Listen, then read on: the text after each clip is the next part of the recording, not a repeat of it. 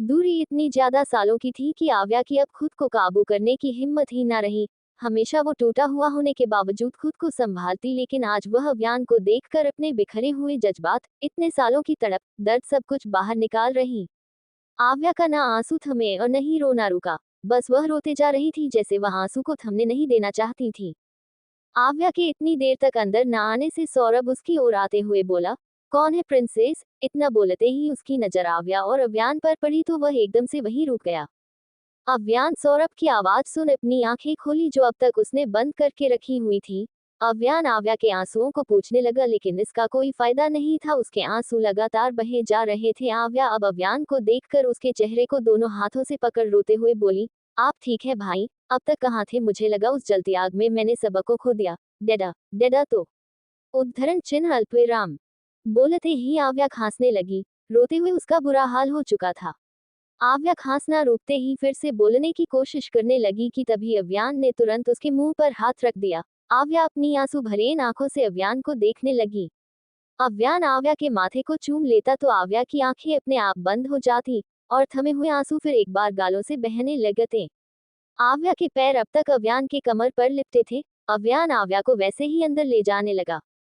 Ronnie भी अंदर जाता और बॉडीगार्ड वहीं दरवाजे पर रुक जाते। रॉनी दरवाजा बंद कर देता। अव्यान आव्या को साथ में लेकर ही सोफे पर बैठ जाता और गिलास का पानी उठाकर उसे देते हुए बिना भाव के कहा, पानी पी लो रेबिट। आव्या सिसकते हुए थोड़ा पानी पीकर फिर से अव्यान के सीने से लग जाती। अव्यान पानी को टेबल पर रखते हुए बोला, बैठ जाए चाचू। सौरभ, जो अब तक दोनों को देखकर अपने जज्बात को काबू कर रहा था, वह अव्यान की आवाज सुनते ही सोफे पर बैठ गया। आव्या सिसकते हुए धीरे से बोली, डैडा पागल हो गए? वो मम्मा को बोलते ही आव्या फिर से जोर जोर से रोने लगी। आव्या को अब आदित्य की सारी हरकतें याद आ रही थी, जो उसे टूटने पर मजबूर कर रही थी। अव्यान आव्या को अपने सीने में छुपाए उसके बालों को सहलाने लगा। आव्या ने कसकर अव्यान के शर्ट को मुट्ठी में भर लिया और बस रोते रह गई। सौरभ ने आज पहली बार इस तरह से आव्या को टूटते हुए देखा, जो इन सालों में उसने कभी नहीं देखा।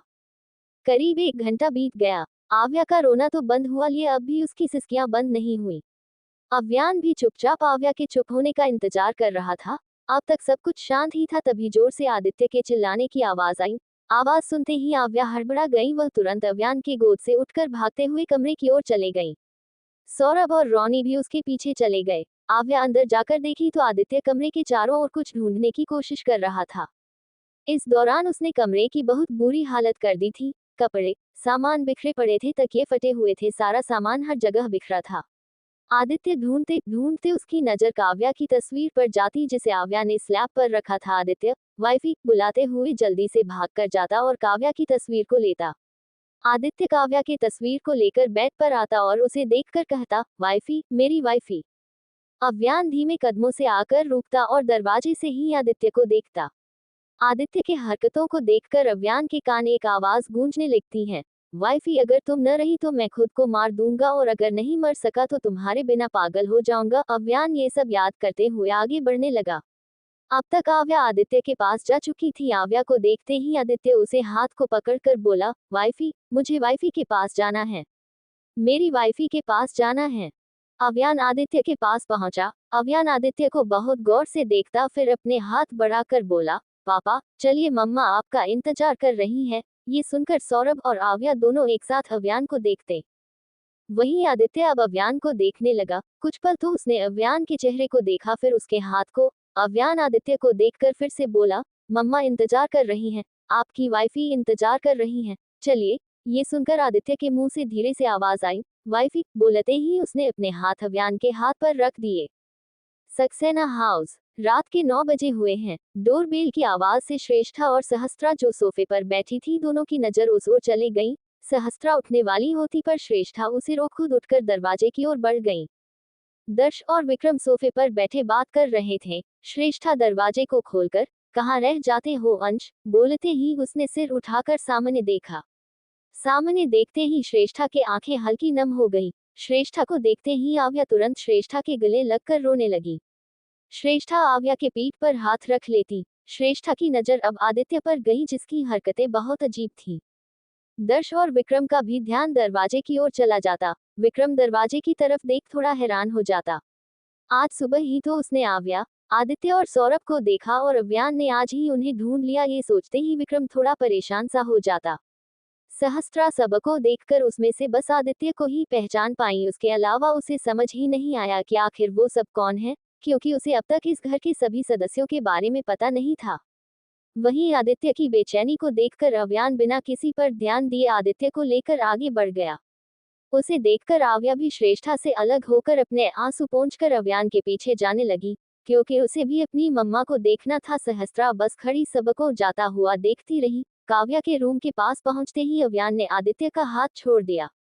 सौरभ, आव्या, दर्श, श्रेष्ठा और विक्रम भी वहां पहुंच गए। अव्यान ने जैसे ही आदित्य का हाथ छोड़ा, आदित्य पूरे कमरे को देखने लगा।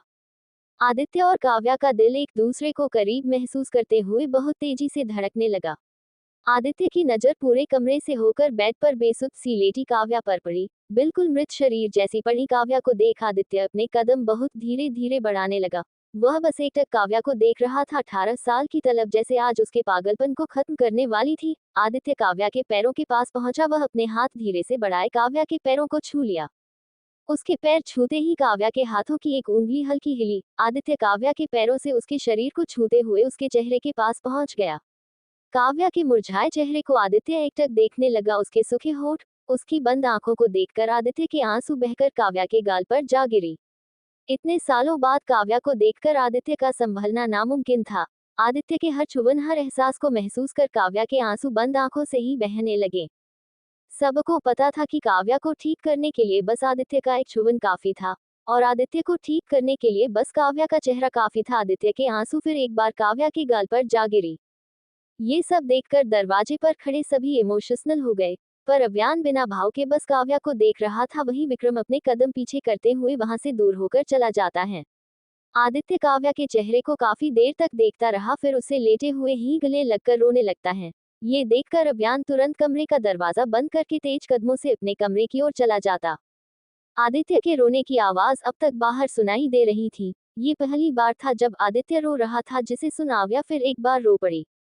श्रेष्ठा आव्या को गले लगा लेती और सौरभ को नीचे चलकर बैठने के लिए कहती। सौरभ एक नजर दरवाजे को देखता, फिर आव्या को और नीचे चला जाता। आव्या को संभालते हुए श्रेष्ठा उसे हॉल में लेकर जाती और सोफे पर बैठाकर सहस्त्रा को देखते हुए बोली, सहस्त्रा, जाकर सर्वेंट से कहो कि सबके लिए पानी लाए, और तुम अयान को पानी देने जाना। सहस्त्रा हाँ में सिर हिलाए किचन की ओर चली गई। सर्वेंट सभी को पानी देने लगे। श्रेष्ठा अपने हाथों से आव्या को पानी पिलाती। आव्या पानी पीकर रोधु आवाज में पूछी, मॉम, अंश कहाँ है? श्रेष्ठा आव्या के गाल पर बहते आंसुओं को अपने दुपट्टे से अच्छे से साफ करते हुए बोली, पहले अपने ये आंसू बहाने बंद करो, उसने देख लिया तो आफत आ जाएंगी। तुम्हें पता है ना, उसे अपनी ट्यूलिप के आंखों में आंसू नहीं पसंद। इन 18 सालों में भी उसने ना ही तुम्हें भूला और नहीं तुम भूल पाई। आव्या रूखी आवाज में बोली, अंश को मैं कभी भूल भी नहीं सकती। ये सुनकर श्रेष्ठा आव्या को देखने लगी। उधर दर्श जो दूसरी तरफ बैठा था, वह सौरभ के बगल में आकर बैठ गया। सौरभ ने एक नजर तक दर्श को नहीं देखा। दर्श दूसरी तरफ देखते हुए बोला, इतनी भी क्या नाराजगी की जानकर भी अनजान बन रहे हो? बोलते ही वह सौरभ को देखने लगा। सौरभ दूसरी तरफ देखते हुए कहा, जब छोड़ने समय में याद न रहा तो अब जानकर क्या मतलब? दर्श सौरभ के कंधे पर हाथ रखे बोला, सॉरी यार, डैड ने अचानक मुझे पटना से अमेरिका भेज दिया, बताने का वक्त ही ना मिला। अब 7 साल का बच्चा क्या ही करता, लेकिन कुछ साल बाद मैंने खोजने की कोशिश की, पर तब तक तो तुम भी कहीं और शिफ्ट हो गए। अब माफ भी कर दे, बचपन की बात थी, अब बूढ़े हो चुके हैं, कुछ दिन में मर जाएंगे। दर्श की बात सुनकर सौरभ घूरकर दर्श को देखने लगा। दर्श ने एक कान पकड़कर मुंह बनाते हुए कहा, सॉरी। सौरभ उसे देखकर मुस्कुराते हुए गले लग गया। वही सहस्त्रा पानी देने के लिए अव्यान के कमरे में गई। अव्यान कमरे में ना दिखने की वजह से सहस्त्रा सब तरफ देखकर बालकनी की ओर चली गई। बालकनी में खड़ा अव्यान रेमलिक को पकड़े हुए था। इस वक्त उसकी आंखें बंद थी, इसके बावजूद उसे एहसास हो जाता कि उसके पीछे कोई खड़ा है, लेकिन वह मुड़कर नहीं देखता। सहस्त्रा पानी तो ले आई, लेकिन अव्यान को कैसे दे यह उसे समझ नहीं आ रहा था। वह हिचकिचा रही थी। इसी हिचकिचाहट में वह बहुत धीरे से बोली, सुनिए। इतना बोलते ही सहस्त्रा का दिल तेजी से धड़कने लगा। इसे डर कहे या नर्वसनेस कहे, उसे ही ये समझ नहीं आ रहा था। अव्यान कुछ पल तो यूं ही खड़ा रहा, फिर कुछ वक्त बाद पीछे मुड़ा। अव्यान के मुड़ते ही सहस्त्रा ने तुरंत नजरें झुका ली और बोली, जीवो पानी। बोलते ही उसने ट्रे आगे कर दी। अव्यान एक नजर पानी को देख बिना बोले सहस्त्रा से दूरी बनाकर वहां से चला गया। सहस्त्रा जाते आवाज को सुनकर सिर घुमाए अव्यान को देखी, फिर गिलास के पानी को देखने लगी। सहस्त्रा को अव्यान के ऐसे बिहेवियर से बुरा लगा। हालांकि ये बात ध्रुवंश ने पहले ही उसे बता दी थी, पर फिर भी सहस्त्रा को अव्यान का ऐसा बिहेवियर दिल में चुभता हुआ प्रतीत हुआ। सहस्त्रा कुछ पल वहीं रुकी, फिर वापस से कमरे से निकलकर हॉल में जा पहुंची। आव्या सहस्त्रा को देखकर उसके बारे में पूछने वाली होती, पर तभी जिप रुकने की आवाज से श्रेष्ठा बाहर की ओर देखते हुए बोली, अंश आ गया। श्रेष्ठा का बस इतना ही बोलना था। आव्या सोफे से उठी और सीधे दौड़कर बाहर चले गई। ध्रुवंश जिप के सामने खड़ा फोन पर कुछ देख रहा होता है, तभी आव्या झटके से उससे लिपट जाती। ध्रुवंश इसके लिए तैयार नहीं था, जिसके वजह से वह सीधे पीठ के बल गिरता है। उसके साथ आव्या भी उसके ऊपर गिर जाती, फिर भी वह बहुत टाइटली ध्रुवंश को पकड़े रहती। लंबे लंबे घास होने की वजह से ध्रुवंश को ज्यादा जोर से नहीं लगता। अचानक इस इंसिडेंट से ध्रुवंश कुछ समझ नहीं पाता। आव्या अपना रोना कंट्रोल करती, पर फिर भी उसकी एक सिसकी निकल जाती। ध्रुवंश को पल भर में अपने ऊपर होने वाली लड़की का परिचय मिल जाता है। जितना अव्यान और आव्या नहीं जुड़े थे, उससे ज्यादा ध्रुवंश और आव्या जुड़े थे। हर सुख हर दुख में ध्रुवंश और आव्या हमेशा साथ रहा करते थे। ध्रुवंश आव्या के छुबन से ही जम सा गया, क्योंकि अब तक वह बस यही समझता रहा कि आव्या मर चुकी है, लेकिन इतने सालों बाद आव्या की छुबन को महसूस कर उसे समझ नहीं आता कि आखिर वह कैसा रिएक्ट करे। आव्या को महसूस करते हुए वह धीरे से बोला, ट्यूलिप। इतना बोलते ही ना चाहते हुए भी ध्रुवंश की आंखें नम हो गईं। उसने लेटे हुए ही आव्या को कसकर जकड़ लिया। आव्या की भी सिसकी सुनाई देने लगी। वह रोदू आवाज में बोली, आई हेट यू अंश। ये सुनते ही ध्रुवंश की आंखें भर आईं। इतने साल बाद उसने ये शब्द सुना था जो दोनों अपने प्यार को नफरत की तरह बोलते हुए दिखाते थे, लेकिन इस शब्द में उनके बीच कितना प्यार छिपा था यह उनके सिवाय कोई नहीं बता सकता। ध्रुवंश ने एकदम से आव्या को पलट दिया और आव्या के चेहरे को देखने लगा।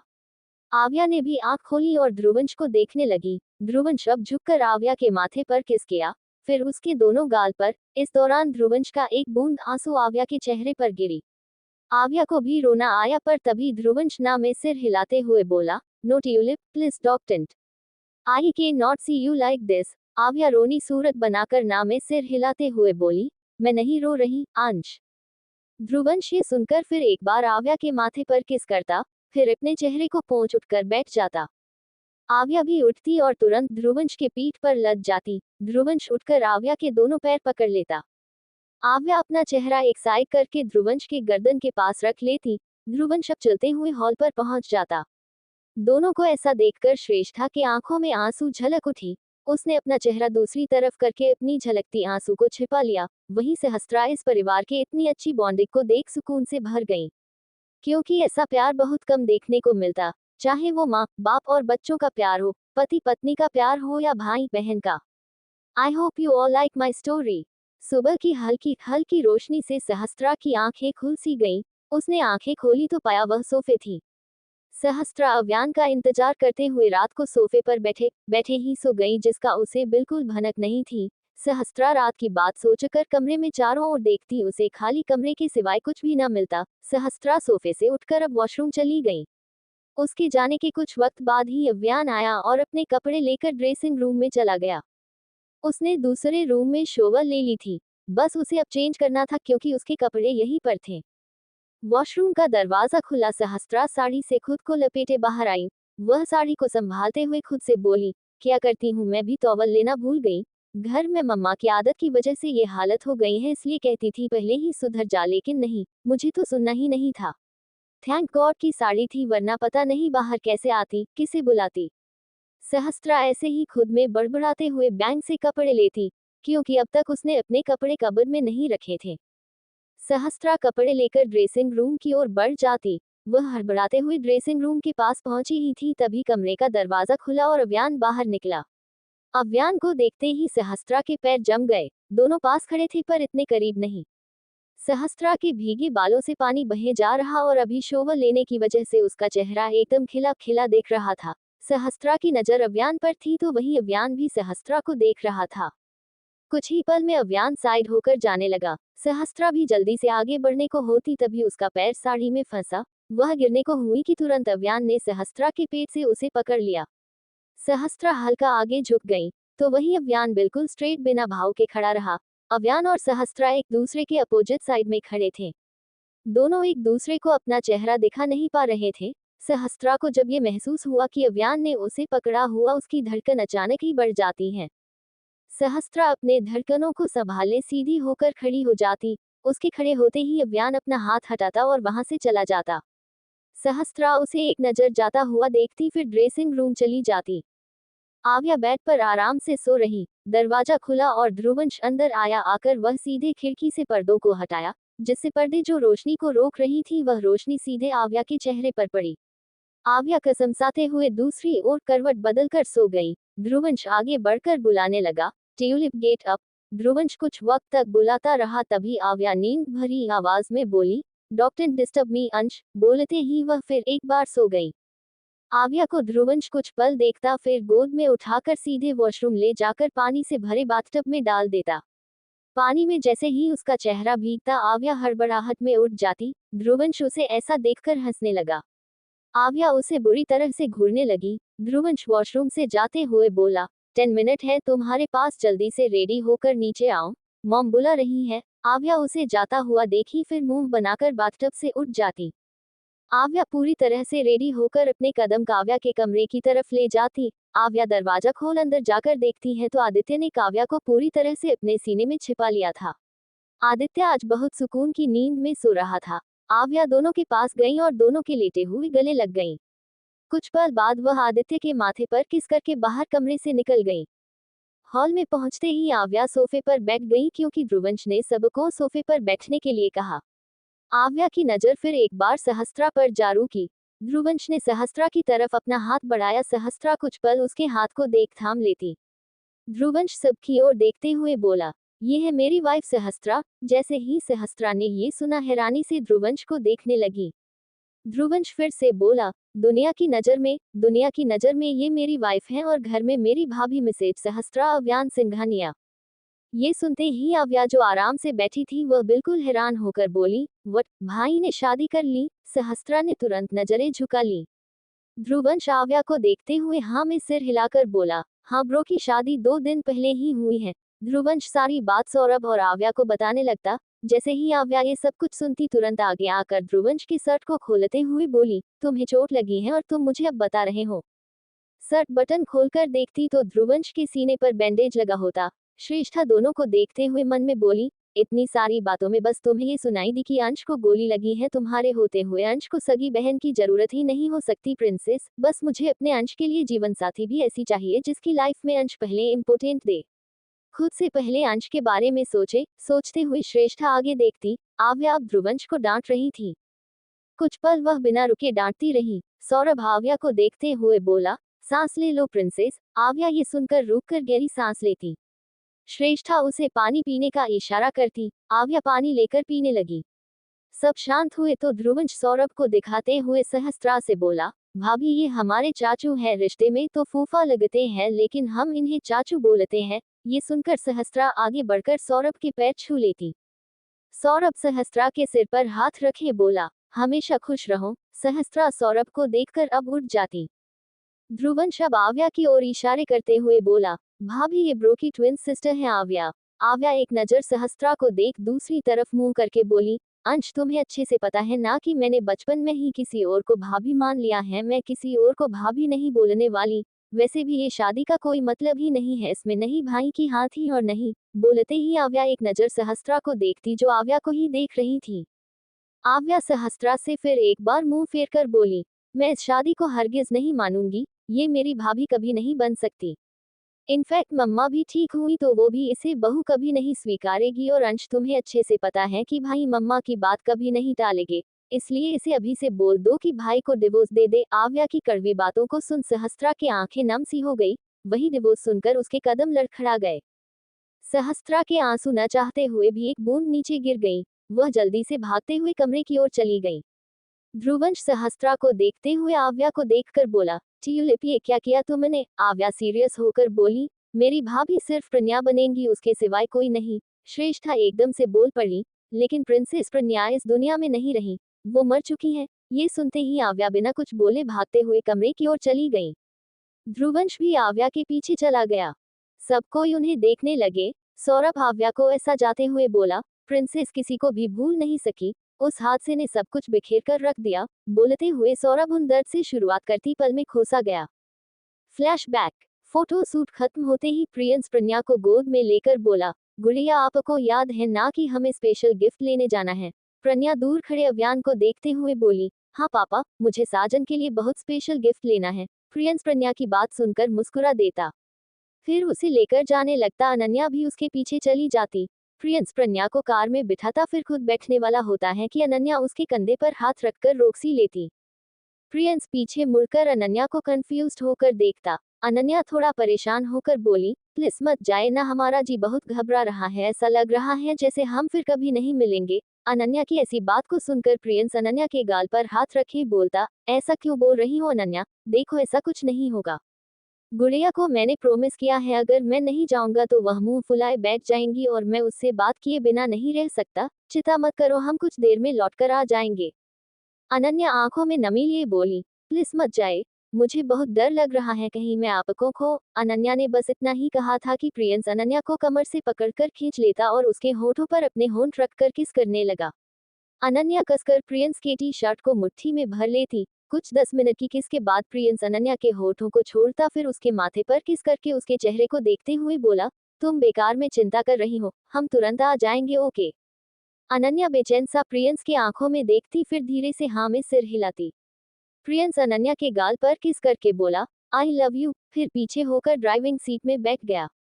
प्रज्ञा अनन्या को देखते हुए बोली, बाय मम्मा। अनन्या प्रज्ञा की खुशी में अपने बेचैनी को छुपाए मुस्कुराते हुए बाय बोली।